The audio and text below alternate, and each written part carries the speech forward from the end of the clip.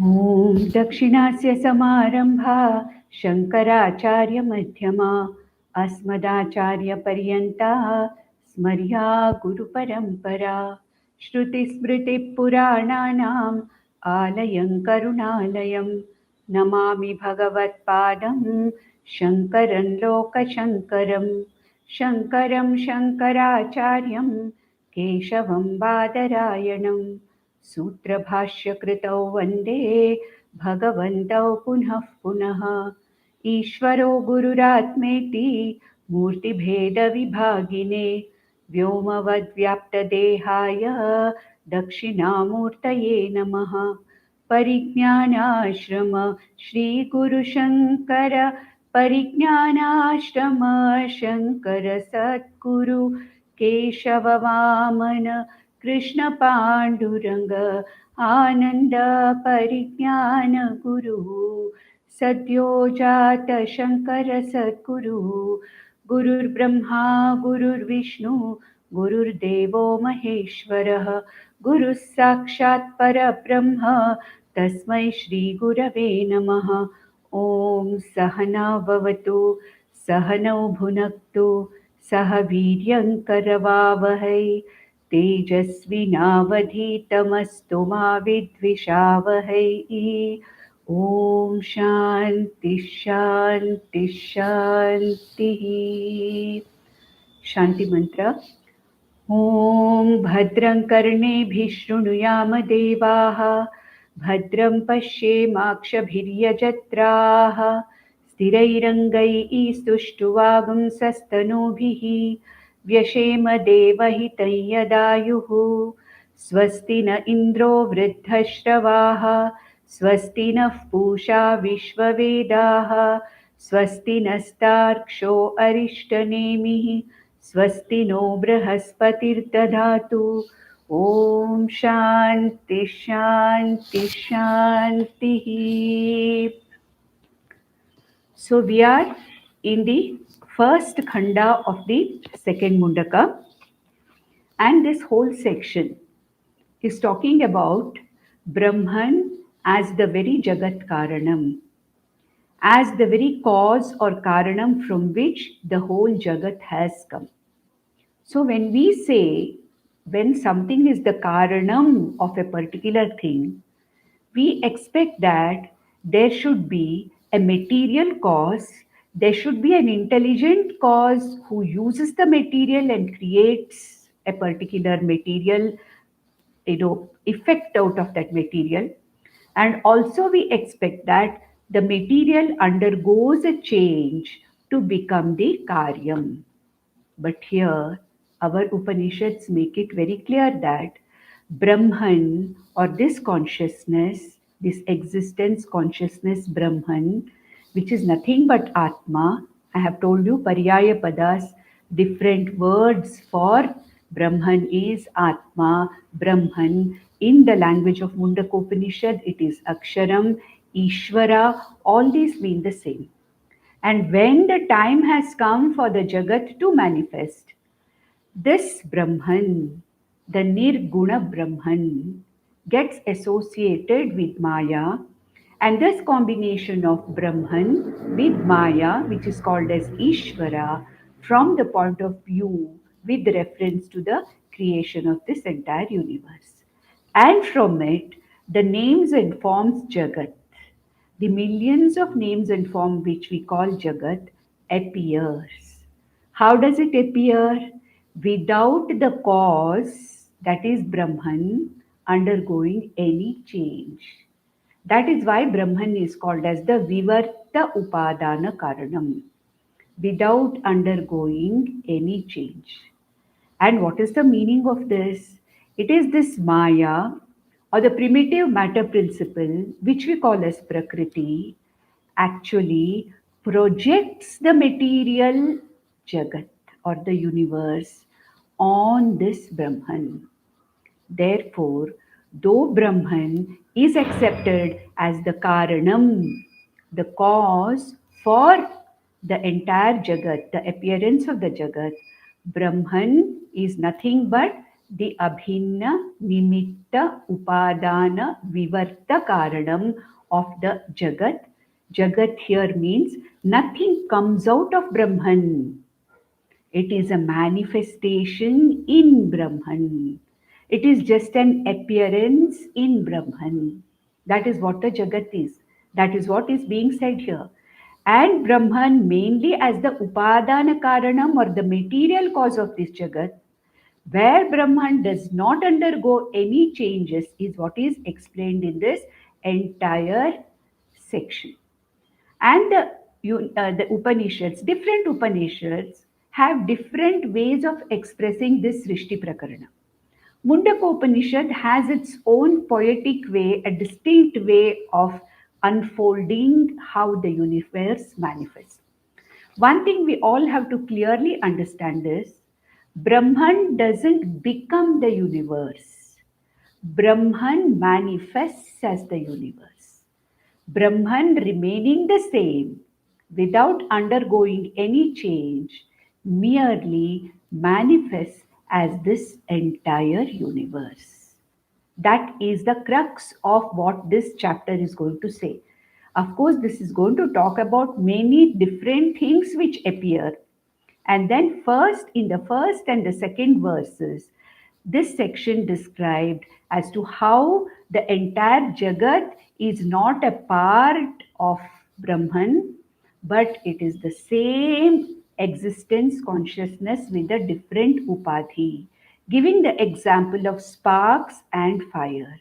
The second verse talked about this Brahman being the consciousness principle which does not undergo any change to become the universe as the changeless vivarta upadana karanam of this entire manifest universe. If it is difficult for us to understand this, then we have to remember these two or three examples. Now, we may say that the ornaments come out of the gold. But actually speaking, what happens? The ornaments are a mere manifestation in gold. The ornaments are nothing but gold with a name and form and utility. Correct? The waves come out of water does not mean they come out of water. The same water of the ocean manifests itself into different waves of different upadhis. Upadhis means what? Names and forms, different sizes and forms and names. This water itself of the ocean manifests itself. You can say that the waves come out of ocean. You can say the ornaments come out of gold, but actually, have they come out of gold? No. Ultimately, what is a bangle? It is gold with a name and form and purpose. The bangle is not different from gold. The bangle is not a part of the gold. The bangle is not separate from the gold. The bangle is gold. The wave is water. But when we say the waves have come out of the ocean's water, but they have not come out. It's just that the ocean water has manifested itself as waves. Gold has manifested itself as, ornaments. Now, has the water undergone any change to manifest itself as the waves? It has not undergone any change. Let us first another example we'll take. Our rope snake, our Rajju Sarpa. Has the rope undergone any change to become the snake? No. The snake is a mere appearance on the rope. There is no such thing called as the snake, but my avidya or my maya is manifesting in the form of a form called as snake, which is nothing but a name and form. Can you say the snake has come out of the rope? It has not come out of the rope. Is the snake a part of the rope? It's not a part of the rope. Then what is it? It is a mere manifestation where the rope itself is appearing as snake. Similarly, the gold itself is appearing as ornaments. The water itself is appearing as the waves. The clay itself is appearing as the pot. The pot is not separate from the clay. Pot is a mere name and form with a purpose, with a utility. The pot is nothing but the clay. You cannot separate the pot from the clay. You cannot separate the ornament from the gold. You cannot separate our snake from the rope. You cannot separate a wave from water. So, similarly, Brahman and Jagat, what are they? It's as though the Jagat is coming out of Brahman, but not so. The Jagat is a mere appearance in Brahman. That very Brahman, with the help of Maya, because of Maya, manifests itself, presents itself, appears itself in millions of names and forms without undergoing any change. Therefore, what is this Jagat? This Jagat is Brahman itself. Therefore, what is Brahman? Can you call it as the Karanam of this entire universe? The Upanishad says, initially we say that the Brahman is the Karanam of the universe, but later on, the same Upanishad says, this entire Jagat being a mere manifestation of this Brahman, you cannot even call that this Brahman is the Karanam. So we saw in Vivek Chudamani, Karya Karana Vilakshanam Yat Brahma Tattvamasi Bhavayatmani. That consciousness which is other than the Karanam and Karyam. So that is what the Upanishads want to say here. And what did the Upanishads say in the third, fourth, fifth verses and all? It gave a kind of an order of appearance of the entire universe. First, it said that the Panchabhutas, ye tasmat aksharat, from this aksharam Brahma. That means again it is saying from this Brahman.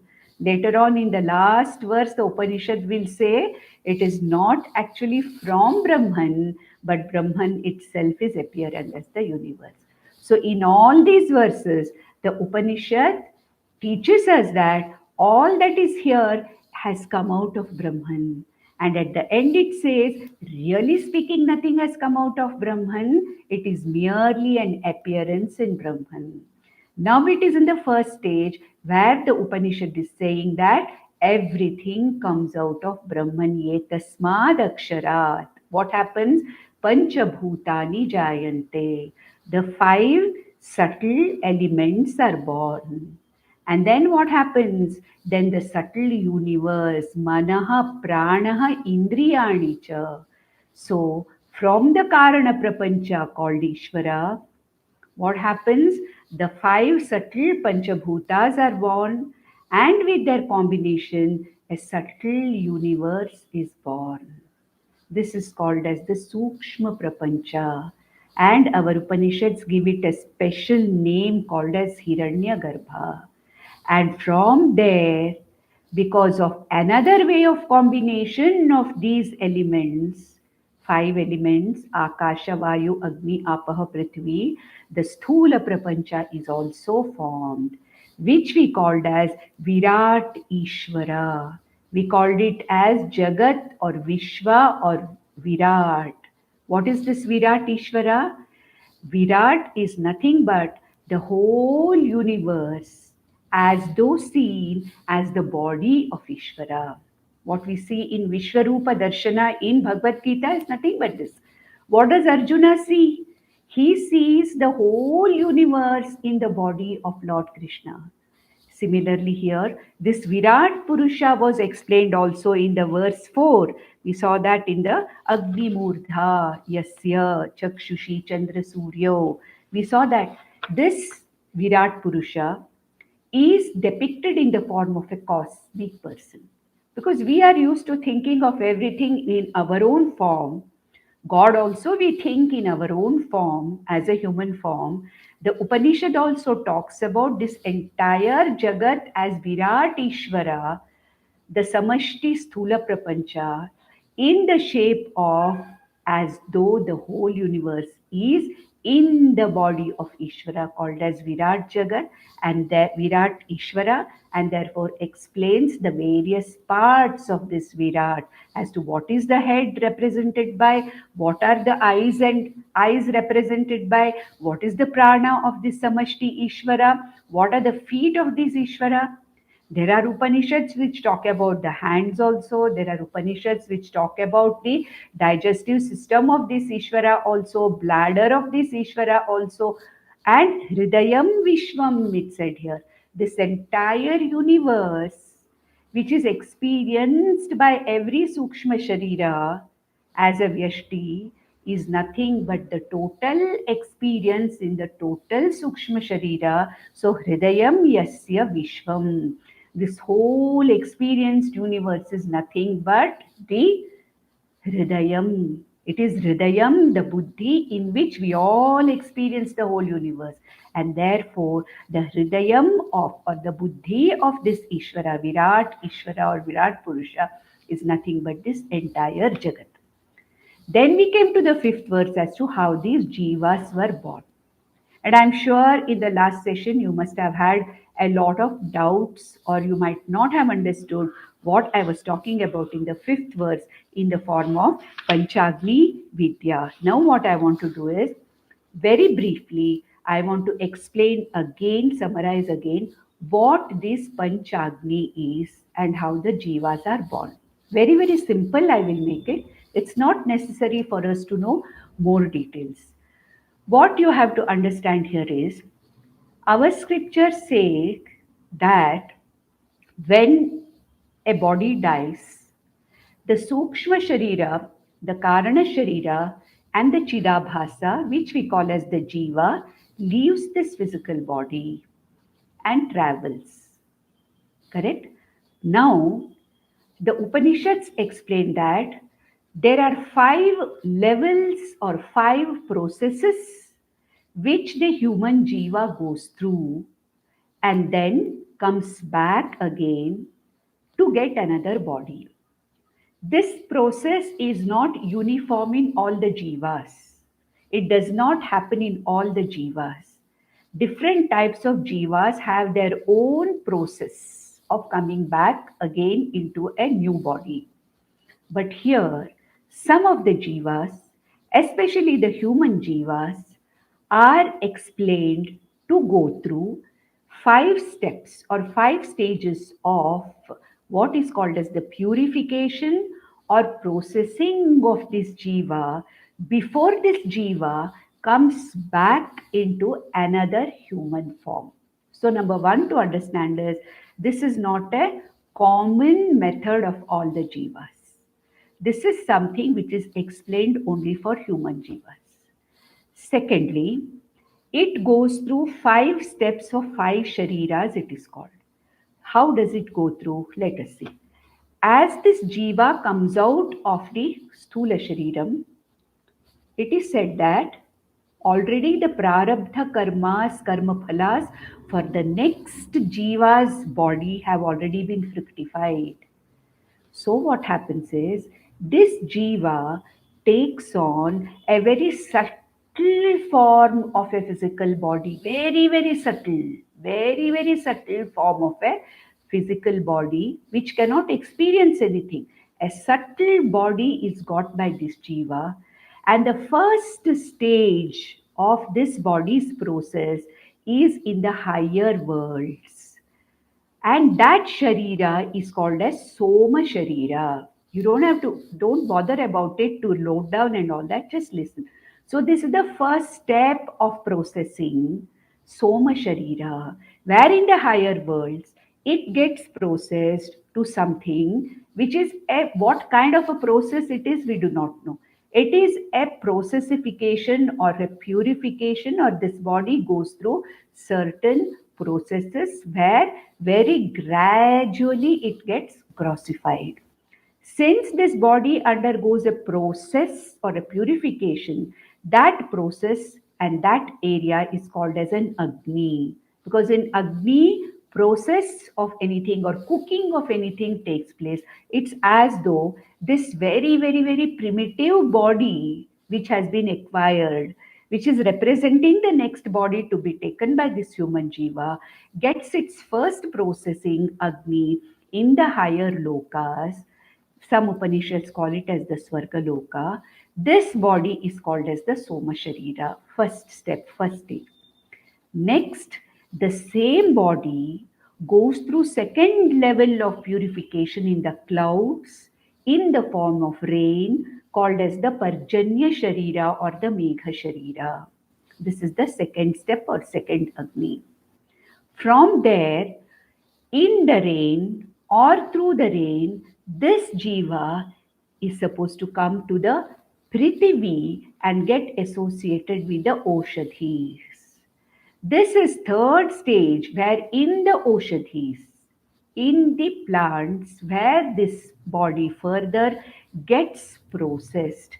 This is called as the Prithvi Sharira.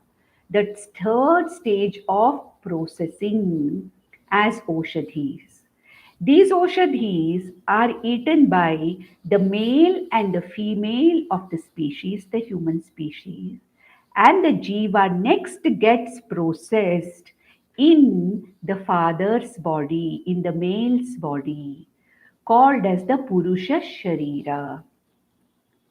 Fourth stage. Then, at the time of the conception, that particular jiva which is in the form in the male body gets transferred to the female body, the fifth stage of conversion. Yoshita means the female, in female, which undergoes the final grossification of the body in the form of the entire body as it is now. The fetus, the bhruna, that undergoes from a unicellular organism in 9 months or 10 months, it develops into the total with the total form, a smaller form of the body, complete with all the organs, sustained by the food eaten by the mother. So these are the five stages or the five Agnis. So Soma Sharira, Parjanya Sharira, Prithvi Sharira, Purusha Sharira, Stri Sharira. After going through all these processes, ultimately, Bahvi Praja Prajayante. Many prajas, human prajas. Here the Upanishad is not talking about animals or plants. This is what is talked about. Now you may ask me a question. Supposing an animal has to take birth as a human being, what will happen? Now, we do not know. This is what it talks about. The Shastra talks about the human shariras which come back like this. It could be the same process for an animal which is going to be born as human. We are not. We do not know. Now, how do you know this is the reality? Now, this is something which cannot be proved by any other means. Shastra Pramana is the only Pramana.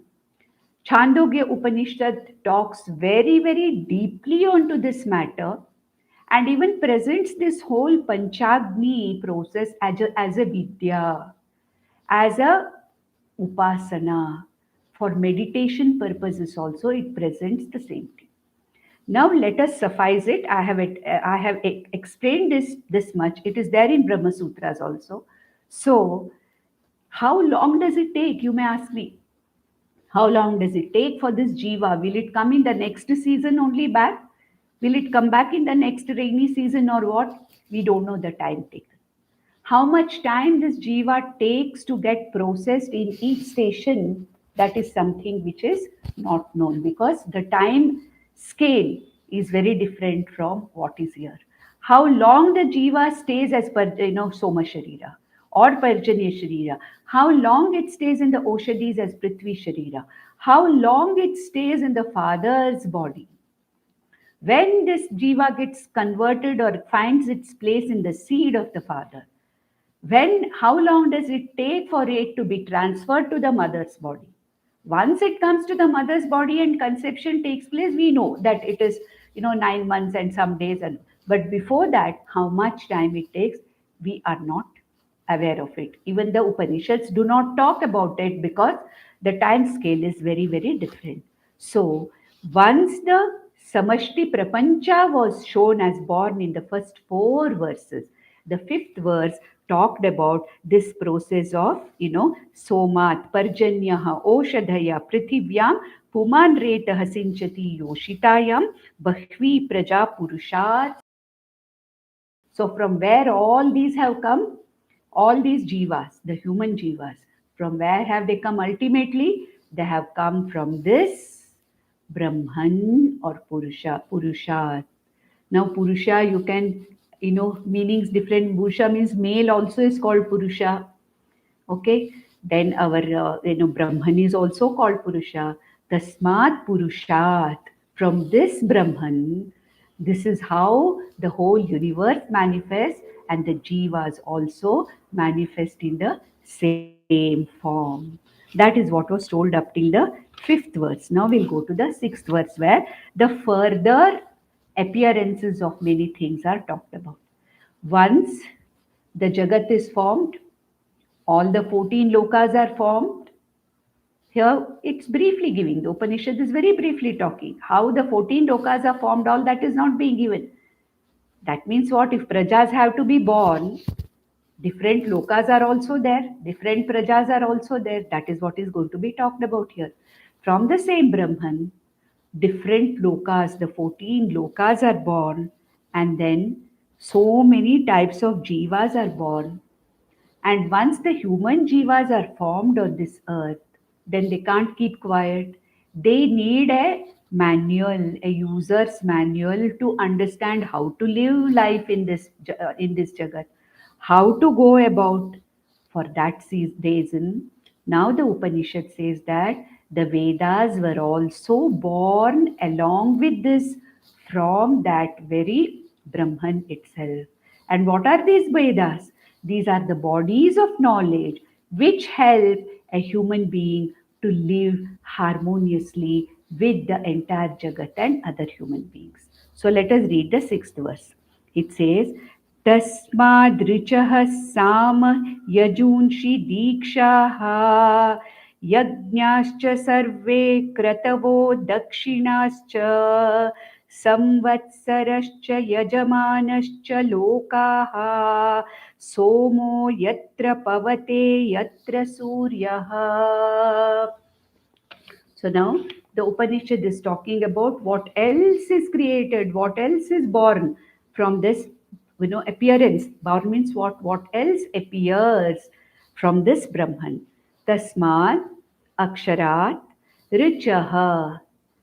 The mantras of the Rig Veda appeared. Sama, the Sama Veda mantras appeared. Yajunshi, the Yajur Veda mantras appeared. He's not mentioned Atharvana Veda here, but we have to extend it to that also. Dikshaha. What is the meaning of Dikshaha? Dikshaha means all the disciplines that have to be followed, all the commitments and disciplines that have to be followed, religious and otherwise, by all the human beings that are born to live a life of harmony with the entire universe. Yajnascha sarve kratavo dakshinascha. How to go about doing karma in this life. Of course, the secular karmas are there, though nobody has to teach us how to eat, how to gather food, all that we will find out. But what about how to live harmoniously? We have to do certain other spiritual or religious activities, and it is the Veda in the Veda Purva talks about yajnascha sarve kratavo dakshinascha. Yajnas, small rituals, small fire rituals. Kratavaha, big rituals, large rituals like Ashwamedha Yaga, Rajasuya Yajna, those kind of yajnas which are large yajnas are called as Kratava. There are other differences also. Let us not go into that because it's not very applicable to us. So remember one thing, simple yajnas, simple religious practices, spiritual practices like your Agnihotra, etc., they're called as the yajnas. whereas big yajnas, large scale yajnas are called as kratavaha. So yajnascha sarve kratavaha. All the religious spiritual activities in the form of yajnas and kratavaha. Basically, these yajnas are done for the sake of, worship of the functionaries. At the same time, to fulfill one's own material desires. Yajnascha kratavaha dakshinaha. How to share, what are the dakshinas to be given, how to do a particular yajna, what are the components of that yajna, what are the oblations that have to be given, what is the dakshina that has to be given to each, all these things. So, all the types of yajnas and also all the whatever has to be given. And then samvatsarascha. Samvatsara means the calendar, the year, when it is to be done, what time of the year, what time of the muhurta it is. So samvatsara. Samvatsara means it talks about the time. Then the time concept also, as to how to find out what. Now we say some Adhikamasa has come, Shravana Adhikamasa. How has it come? It has come from our Vedas, from the Panchanga. So that is what. So it is samvatsarascha. The time concept was born. What is this time, how to go about, that's what told us. Who told us? The Vedas tell us how to calculate this. Yajamanascha. Yajamana means what? The person, the knowledge about the performer of the ritual. Yajamanascha. Who is to perform the ritual? Who is to perform all this? So the knowledge about the performer. What kind of a performer? Can anybody and everybody perform everything? That is not possible. Who is eligible for this performance? That is the Yajamanascha. Lokaha. Here, lokaha are not these 14 lokas, but what are the phalas of these things that we are, doing. World also we can say. Lokaha means the worlds which one attains through these yagas and yajnas, which also means the karma phalas for a particular karma were also talked about by the Vedas. Somo yatra pavate yatra suryaha. Various kinds of worlds into which your karma phala talks you, which are lighted up by Chandra and Surya. We already have seen that certain karmas take us to what is called as the, with the margas, different margas, Krishna Gati and Shukla Gati. We have seen that. So with Krishna Gati, one is supposed to go to the Swarga or Pitralokas, and Shukla Gati, one is supposed to go to the Brahma Lokas. All these are nothing but the way in which the Upanishads talk about the phala, karma phala. So here what it says is, the only thing we can make out from this particular mantra is that the body of knowledge called as the Vedas also came from the same source. Therefore, the Vedas are not that which have come out of a human intellect. The Vedas are the body of knowledge which have come out also from that Brahman only. Okay, Shastra Yonihi it is called as. For all the Shastra, that is the cause from which it has come. Therefore, Vedas are also Apaurusheya, along with this entire universe of names and forms, jivas, along with that, that very manual, user manual as to how every jiva, especially the human jiva, how it has to live in harmony with the other jivas. Vedas are not necessary for animals. They are not necessary for plants. Why? Because Ishvara has already programmed them to live their lives in a certain order. Whereas for human beings, there is something called as a free will, there is something called as a choice, and that we should not abuse our free will and choice, for which reason Ishvara has to give a user manual also as to how to live in this jagat. What one should do, what one should not do. This body of knowledge, which is called as Vedas, is also something. Shastra Yonitvat, it is said in Brahma Sutra. This Brahman, this Aksharam Brahma, is also the Yoni or the Karanam for all the Shastras to appear. So now, see, this is actually a very poetic way, or the Upanishad has its own cryptic way of explaining certain things, especially when it comes to Jagat, Jiva and Jagat. When it comes to Brahman, it is absolutely clear as to what it has to say, all the Upanishads. But when it comes to Srishti, you will find that different Upanishads use their own method, their own words to explain the Srishti. This means that Srishti is not important in the sense Srishti can be explained in any way. What is important is that this Brahman, this consciousness manifests as the universe. Next, in the seventh verse, what are the different types of beings that are there in different lokas? That is what is being talked about here. तस्माच्च देवा बहुधा सम्प्रसूताः साध्या मनुष्याः पशवो वयांसि प्राणापानो व्रीहियवौ तपश्च श्रद्धा सत्यं ब्रह्मचर्यं विधिश्च. What else happened after that? So the whole universe is created, the people are created, human beings are created, the Vedas have been born, appeared, so that it directs the human beings as to live a harmonious life.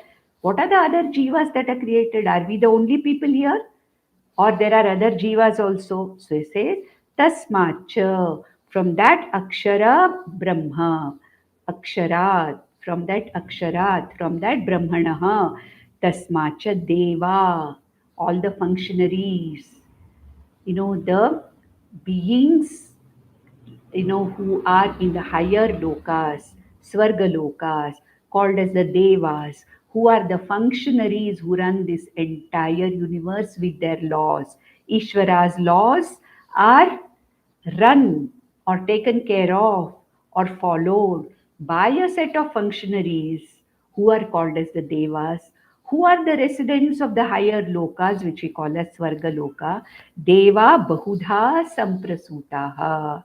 Bahuda means what? Devaha, in many forms of devas appeared, depending upon whatever their function is in maintaining this particular environment, or the whatever is necessary to be maintained in the universe. Then sadhya. Sadhya, we can call them as Pitrus. They are the type of higher beings who are called as the Pitrus also, a type of higher Jiva, Sadhya. Then Manushyaha. Yes, we are Manushya, so we people appeared, and how we appeared through Panchagni Vidya also, we understood how we appeared, different phases, how we went through five levels of processing. Pashavaha. So we are not the only people here. There are Pashus also, programmed Pashus, so that they don't need any kind of Veda to tell them how to behave in this world. Pashavaha, Vayamsi, birds. Then you have to take all the other beings. With this, it means that all different 86 lakhs or whatever it is, the type of beings, all of them appeared. He has given only upalakshana of this. That is what he says, Devaha, then he says Manushyaha, Sadhyaha, Pashavaha, and also Vayamsi. It includes all the other jivas. Then, if these jivas have to survive, if they have to live, what should you have? Pranapano. All these jivas will be alive only with prana. So the samashti prana, or the vayu, has to enter into each jiva and convert itself into the fivefold prana in every living being. Prana, apana, vyana, samana, udana, prana. So prana, apano. So this samashti prana, which is Vayu. The Vayu Vikara takes place in the form of the fivefold physiological sheet of the body, which is going to keep this Jiva alive. Without the prana, the Jiva is not alive. Therefore, to keep this Jiva alive. What is the meaning of keeping this Jiva alive? The Sukshma Sharira has to be kept connected to the Sthula Sharira. And what is it that keeps it connected?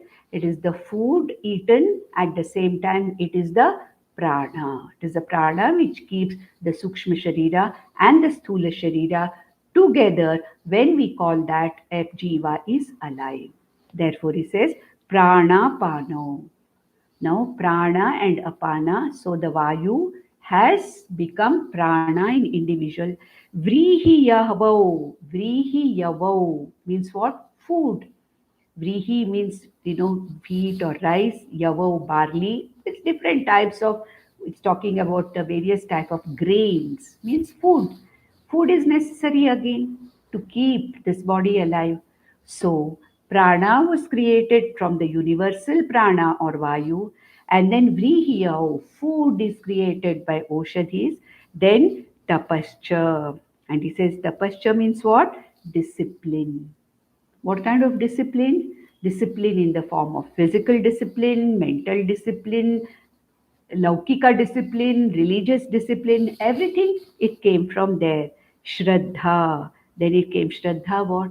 The faith, not the blind faith, but to take that this Upanishad or our scriptures are the pramana for us to know what is not easily available for knowledge. This Shraddha in the scriptures, the Astikya Buddhi, we call it as Shraddha. Satyam. Here the Satyam is what? Satyam here means Dharma. Satyam means Dharma, the order of Dharma. Satyam, speaking truth, is also yes, but Satyam actually means maintain the order of Dharma. Plants and animals, no problem. They maintain Dharma by very default itself. But here, when it comes to human beings, then I have to maintain the Dharma, and something has to, and that Dharma is also something which has come naturally from there, born from this dharma. Brahmacharyam vidhischa. Okay? Brahmacharyam, again different kinds of discipline and dharma. Various ashrama dharmas, various, ashrama and this various kinds of social dharmas we have. So that is, the dharma, that is what he says, brahmacharyam, discipline. Vidhihi, vidhihi means what? What to do, how to do, what not to do. When I do something, how is it to be done? Vidhihi. So this means here how we live our lives every day. We should know what we are. We should first be alive. We should be breathing. We should be, eating something to keep ourselves alive. At the same time, we all should have a particular discipline. Varna ashrama dharma has to be there. Some amount of interaction with the others in the form of dharma, dharmic way of interaction should be there. So all this means that how a being has to, how a living being, a human being has to live in this jagat, that is what has been talked about here in the form of what all appeared, what all appeared. All this time, this appearance of whatever was there in the form of the beings was talked about. Now, in the next verse, in the eighth verse, the Upanishad talks about how the jiva experiences the world. Now, the jiva is born, the body is born, the prana is born, food is there to keep me nourished. Then all kinds of, dharmas and this and that, everything, all instructions are there, the manual is there, instructions are there as to how I'm supposed to live, everything. But one thing I have to understand, that there is something where I start experiencing the world outside. I have got the sense organs now. I have got the prana. I have got a buddhi. I have got a mind. I have got this, the organs of action. So karmendriyas are there, jnanendriyas are there. There is a jagat outside. Then how am I interacting with the jagat outside? How do I interact? My sense organs, my mind has to interact with the jagat outside. How this interaction takes place, that is also something which he says is actually what is got from this Brahman itself. That means what? Every order, I mean, the whole universe is a very orderly thing. There is no disorder here. There is no chaos here. Everything is an orderly thing. This is a very orderly universe. And how the experiencing of the world by the jiva takes place through the sense organs, that is talked about here in the 8th verse. So, what does the Upanishad say? Sapta pranaha prabhavanti tasmat saptarchishaha samidaha sapta homaha sapta ime loka yeshu charanti pranaha गुहाशया निहिताः सप्त सप्त. This is a very nice way the Upanishad explains the sensory experiences of a jiva, a human jiva, in the form of a yajna. He says, Sapta pranaha prabhavanti tasmat. Sapta pranaha means the indriya godakas, the places of indriyas, they appear. What is the meaning of 7? We only know that there are 5 jnanendriyas and 5 karmendriyas. And to experience the world, we need 5 jnanendriyas. But here the Upanishad says, Sapta pranaha prabhavanti. 2 ears, 2 eyes, 2 nostrils, and 1 mouth or tongue. So there are 7 apertures on the head, which are the gateways to the perception of the world outside. You may say the skin is not mentioned here. The skin is as a part we have to extend it. It is the skin is here also. So he says, Sapta pranaha, 7 apertures or anatomical parts through which the indriyas, the 5 indriyas, interact with the world are coming from the same Brahman. It's not as if the eyes are here and the ears are here. No. In this one head, we have got 2 ears, 2 eyes, 2 nostrils, and 1 tongue. So, sapta pranaha. Here the prana means the 5 apertures, the sapta pranaha, the 5 apertures or golakas from the language of Tattva Bodha. The 7 golakas. These eyes are not the indriyas. The power behind this eye, which perceives, is the chakshurindriya. These are only anatomical ears, golakas. But that indriyam behind, that subtle indriyam behind this ear is called as the shrotrendriya. So he says, Sapta pranaha prabhavanti tasmat. These 7 apertures placed on the face or the head of the human being appear from where? From that Brahman. And how do they interact with the Jagat outside? Saptarchishaha. It is as though 7 flames are coming out of these. What are these flames? These are the flames of those indriyas behind, which fall on their respective objects in the Jagat and then as though consume those objects and experience. So, the range of these indriyas is represented in the form of flame. The eyes will have the longest range. I can see a distant star in the sky also. The ears will have a little lesser range. From somewhere I can listen. The nose will have still lesser range. For some time I can smell whatever it is. If it's a very strong smell, maybe a little. But what is the range of the tongue? Whatever is the object has to come to my tongue, then only I can feel it. Therefore, each organ here has different range of experience. So he says, Saptarchishaha. This range of each indriya is called as archi or a flame.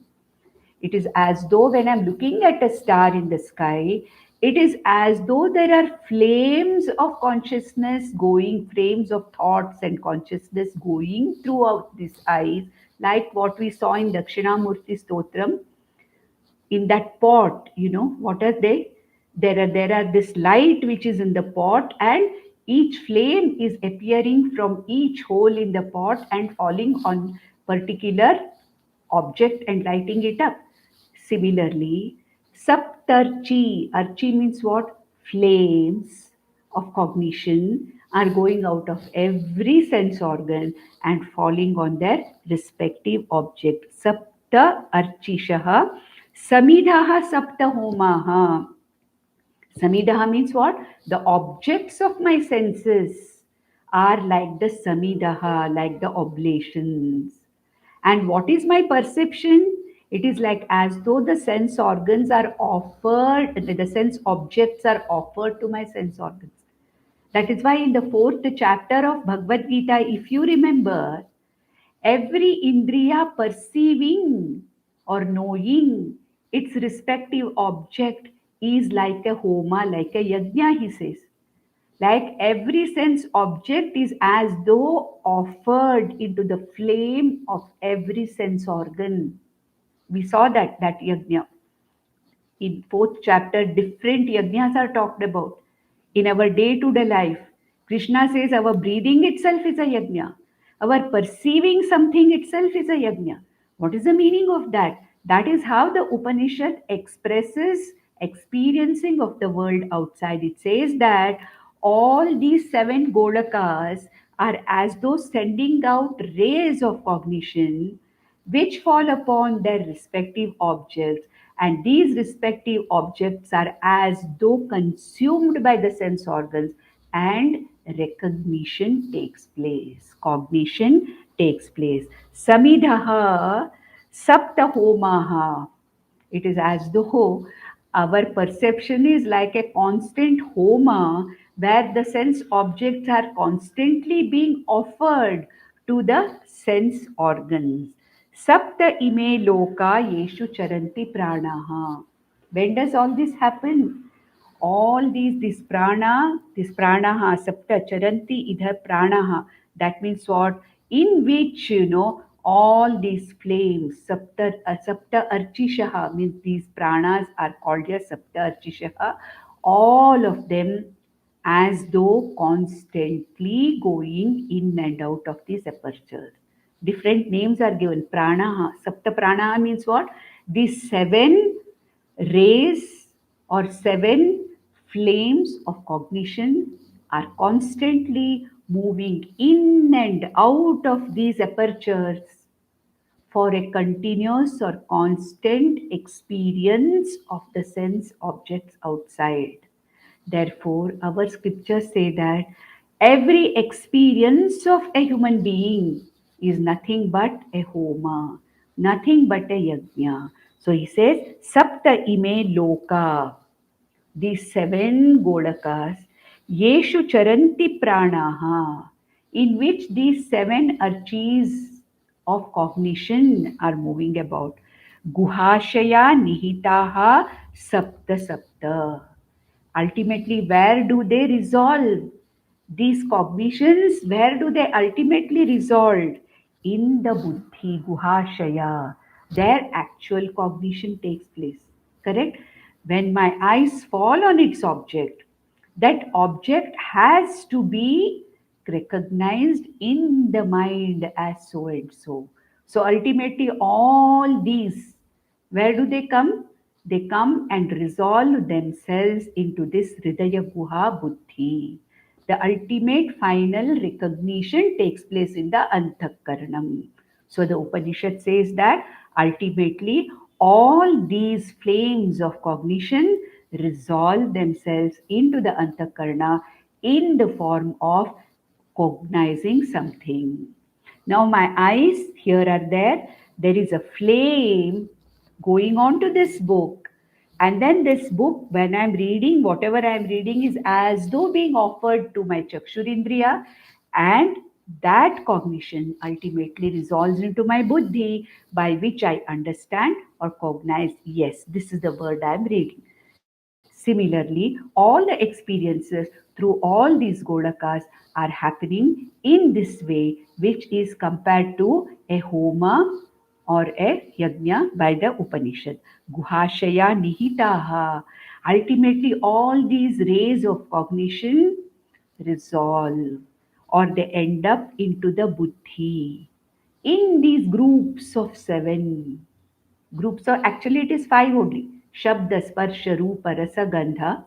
But because of the number of, sometimes some rays may fall into my right eye, sometimes some sound may come and fall on my right ear more than left. But since we are perceiving it together, we don't say that I heard from the right ear or left ear. No, but the Upanishad has its own way of explaining, and it divides these depending upon the number of apertures we have, which it calls as the Sapta Pranaha. From in this, all these cognitive forces are going in and out, and the cognition ultimately takes place in the Antakaranam or the Buddhi.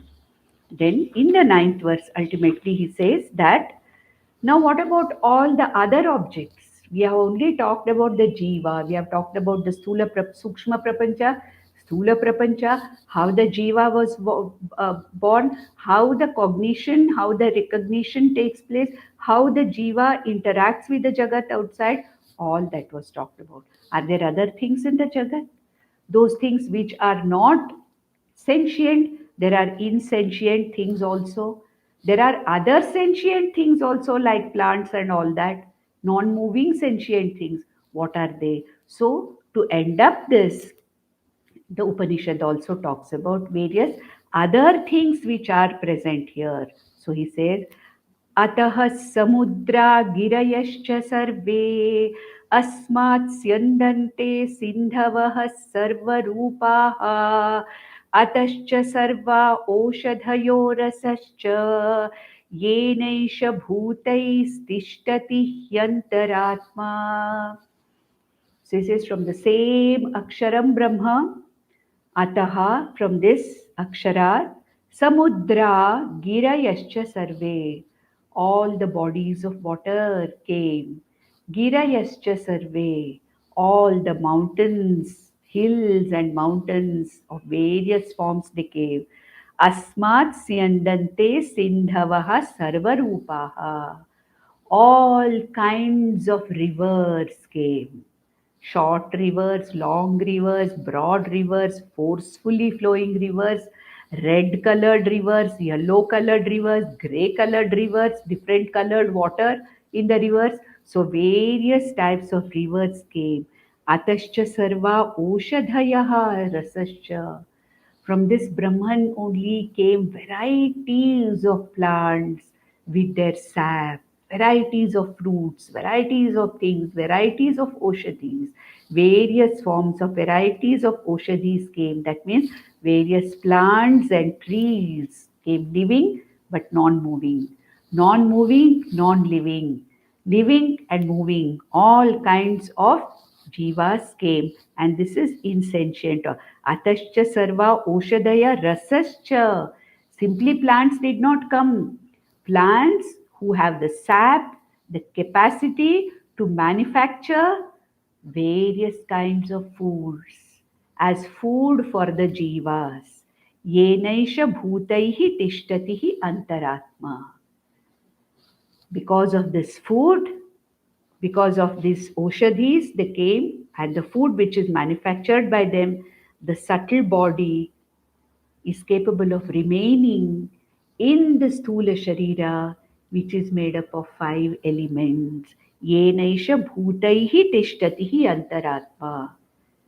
Because of this Brahman, from which all these came, and especially from the sap or the food, or because of the nutrition that came from this, ultimately the body is able to sustain the Sukshma Sharira to keep life going. With this, the Srishti Prakarana is over, and the final mantra of the Upanishad, which is the most important mantra of this section, we will take up in the next session as to how this mantra sums up the entire thing, which is very, very interesting. We'll see it in the next session. ॐ नन्दन्तु साधका सर्वे विनश्यन्तु विदूषकाः अवस्थाशाम्भवी मेस्तु प्रसन्नोऽस्तु गुरुः सदा। सर्वे भवन्तु सुखिनः, सर्वे सन्तु निरामयाः, सर्वे भद्राणि पश्यन्तु, मा कश्चित् दुःखमाप्नुयात्। ॐ शान्ति शान्ति शान्ति। ॐ तत्सत्।